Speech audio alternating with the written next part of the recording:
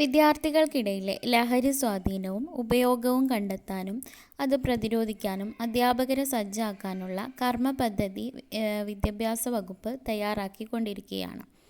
ലഹരി വിരുദ്ധ പാഠങ്ങൾ ഉൾപ്പെടുത്തി പുതിയ രീതിയിലുള്ള അധ്യാപക പരിശീലനം മെയ് 13 മുതൽ ആരംഭിക്കും എന്നാണ് വിദ്യാഭ്യാസ വകുപ്പിൻ്റെ കാര്യാലയത്തിൽ നിന്നുള്ള അറിവ് ലഭിച്ചത്. കുട്ടികളിലെ മാനസികാരോഗ്യം, സൈബർ സുരക്ഷ, ലഹരി ഉപയോഗം കണ്ടെത്തൽ, കൗൺസിലിംഗ് എന്നിവ ഉൾപ്പെടുന്നതാണ് ഈ പരിശീലനം. പ്രൈമറി മുതൽ ഹയർ സെക്കൻഡറി തലം വരെ സംസ്ഥാനത്തെ മുഴുവൻ അധ്യാപകരും ഉൾപ്പെടുന്നതാണ് BRCകൾ കേന്ദ്രീകരിച്ചുള്ള ഈ അധ്യാപക പരിശീലനം. അധ്യാപകർക്കായി നടപ്പാക്കുന്ന 50 മണിക്കൂർ പരിശീലനത്തിലാണ് ലഹരി പ്രതിരോധത്തിൻ്റെ പാഠങ്ങൾ ഉൾപ്പെടുത്തിയിരിക്കുന്നത്. അധ്യാപക പരിശീലനത്തിൽ 25 മണിക്കൂർ അവധിക്കാലത്തും ബാക്കി 25 മണിക്കൂർ അധ്യയന വർഷം ആരംഭിച്ച ശേഷവുമാണ് നടപ്പാക്കുന്നത്. പരിശീലനത്തിൽ മാനസികാരോഗ്യ വിദഗ്ധരും ക്ലാസുകൾ നൽകും.